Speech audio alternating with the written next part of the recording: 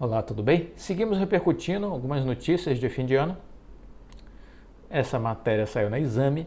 Prio VEG IRB. Conheça as maiores altas e baixas do Ibovespa no governo Bolsonaro. Os últimos 4 anos foram positivos para a Bolsa, que experimentou um boom durante a baixa de juros. No geral, os anos passados, os 4 anos passados do governo Bolsonaro foram positivos para o mercado de ações. E os do governo Lula, como serão? Vamos ver. O Ibov, principal índice da Bolsa, saiu de uma pontuação de 91 mil pontos no início de 2019 para a casa dos 110 mil pontos ao final de 2022.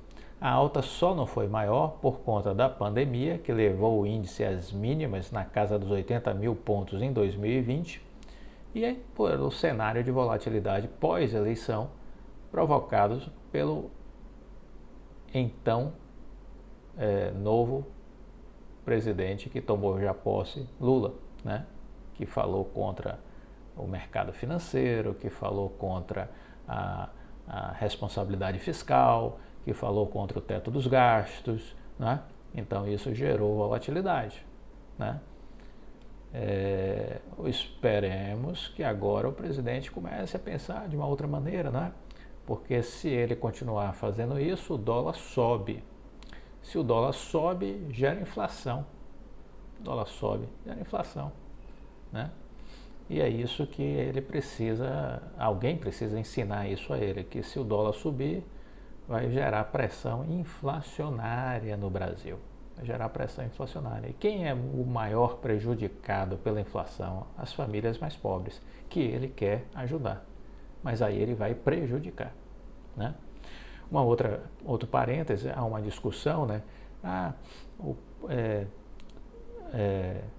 Se deu isenção sobre o preço do petróleo, isso é ruim, porque quem usa carro é a classe média. Eu vi isso num debate semana passada na Globo News, e eu fiquei espantado com a pouca inteligência dos repórteres da Globo News, porque 2 abriram a boca para falar essa besteira de que não tem sentido reduzir carga tributária sobre combustível, sobre gasolina, porque desta forma o pobre banca o luxo da classe média de andar de carro.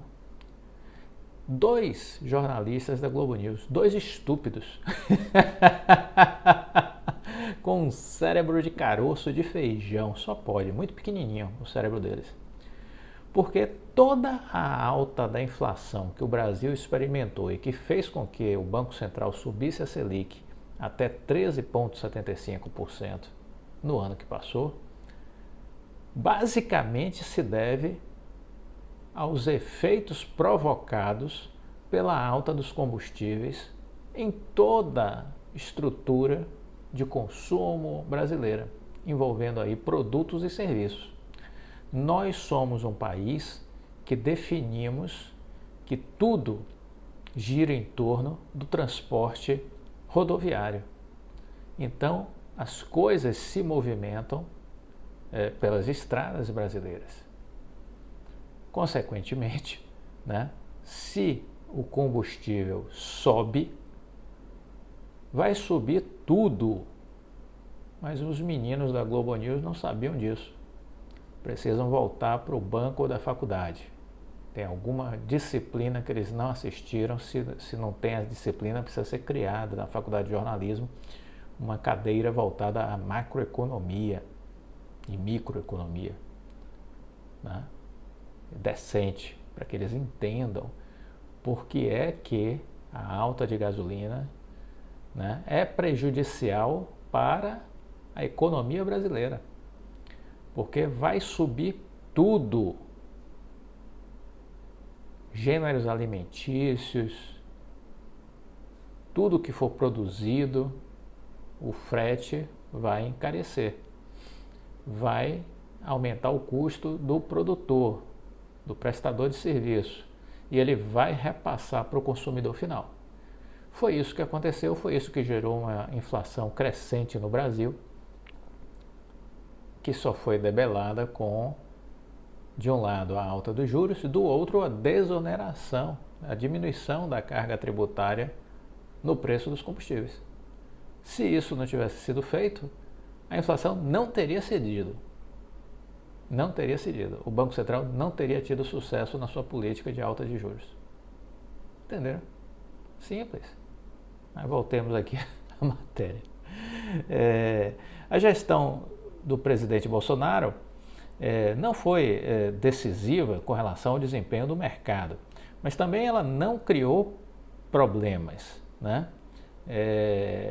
Deixou as leis de mercado funcionando, o que já é ótimo. Quando você consegue ter o governo que faça isso, já é maravilhoso. Se não atrapalhar, já é bom. Então, tivemos aí alguns pontos que foram muito positivos. A conclusão da reforma da Previdência, que tinha sido iniciada no governo Temer e acabou sendo aprovada. Isso ajudou a manter as contas públicas sob controle.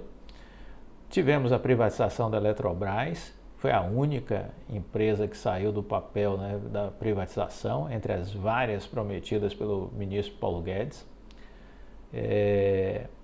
E a taxa de juros, que no início do mandato estava baixa, mas que depois teve que subir, né? A Selic, que havia caído para o patamar de 2% ao ano, né? Feito que era considerado impossível para a grande maioria dos economistas, acabou ajudando muito um determinado momento da Bolsa de Valores, né? Infelizmente, aí tivemos a Covid em 2020, que agrediu o mundo inteiro, não foi o Brasil o único a ser prejudicado, o mundo inteiro foi prejudicado. E aí depois tivemos uma inflação logo na sequência da pandemia, 2021 e 2022, que levou à alta dos juros, mas uma inflação muito decorrente de problemas estruturais na China, que causou um estrangulamento nas cadeias de produção de suprimentos globais. Então tivemos aí 2021 muito impactado por China, a inflação mundial. 2022 continuou, a China produzindo prejuízos para o mundo inteiro com relação a pressões inflacionárias por conta do fechamento de Xangai. Xangai fechou no início de 2022 45 dias praticamente, fez o frete marítimo, né, subir o custo quase 500%,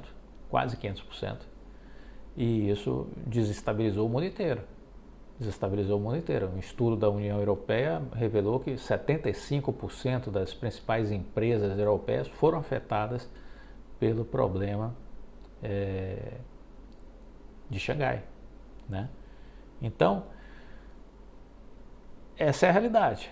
E a questão do combustível, né? Teve uma pressão por conta da guerra Rússia e Ucrânia e teve como consequência um aumento de tudo aqui no Brasil por conta do aumento do combustível, e a redução da carga tributária foi a saída que resolveu, que estancou a alta inflacionária no Brasil.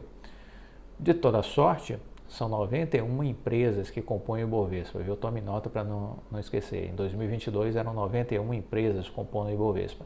Destas, 49 fecharam os 4 anos em alta. 49 fecharam os 4 anos em alta. 31 delas acumularam queda nesse período do governo Bolsonaro. 31 acumularam queda no período do Bolsonaro, 49 apresentaram alta, né? E 11 são empresas que estrearam nesse período e ficaram de fora do levantamento feito pelo Trade Map, certo? Das ações mais resilientes, que mais se destacaram, temos na ponta aí positiva a Prio, em primeiro lugar, seguida aí de VEG, BTG Pactual. Na ponta oposta, tivemos IRB, CVC e Americanas. Olhando a parte positiva das altas, a Prio saltou 1.777,5% nos 4 anos do governo Bolsonaro.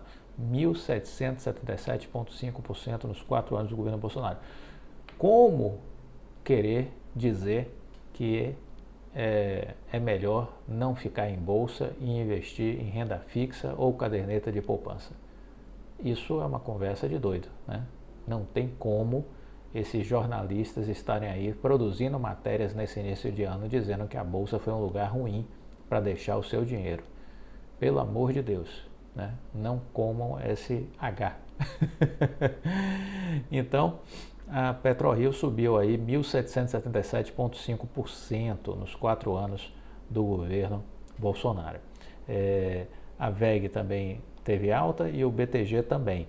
A VEG, ela foi muito beneficiada aí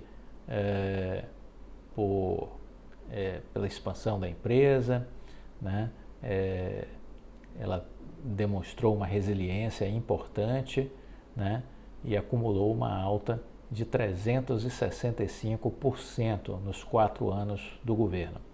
O BTG vem logo atrás, com 359% em terceiro lugar. Em quarto, positivo, com 326% de valorização.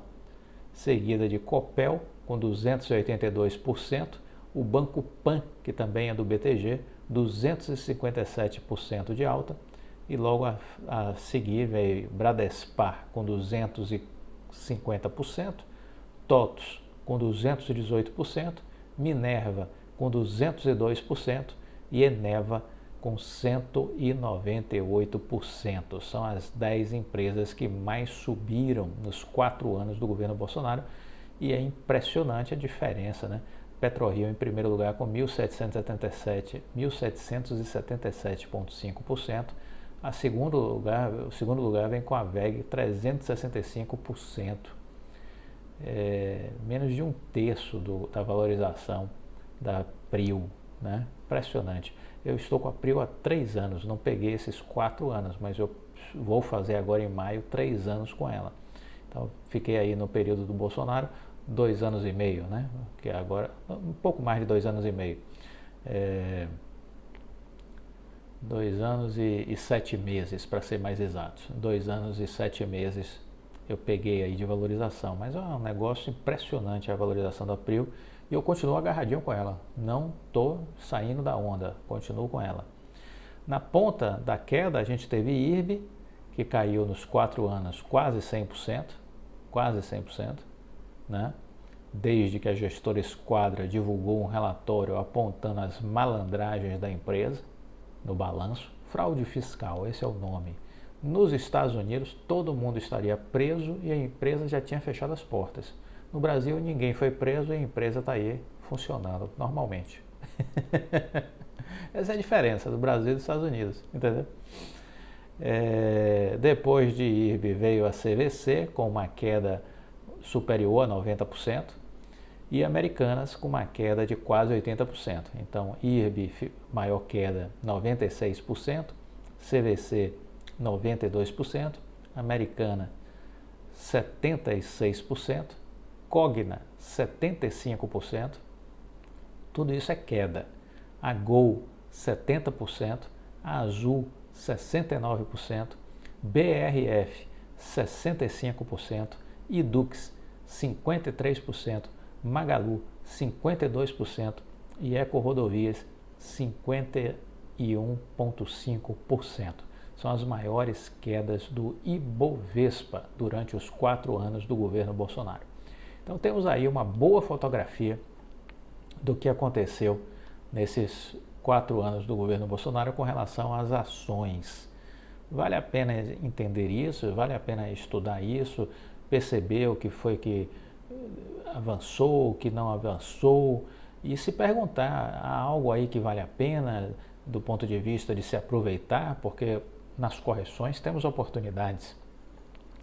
Clóvis, como identificar isso? Olha, se você estiver assinando a nossa seleção de empresas, você tem uma boa bússola para lhe guiar na sua tomada de decisão. Então, assine hoje mesmo a seleção de empresas, porque você pode ter informações úteis e inteligentes para a construção da sua estratégia e para você fazer boas escolhas de investimentos.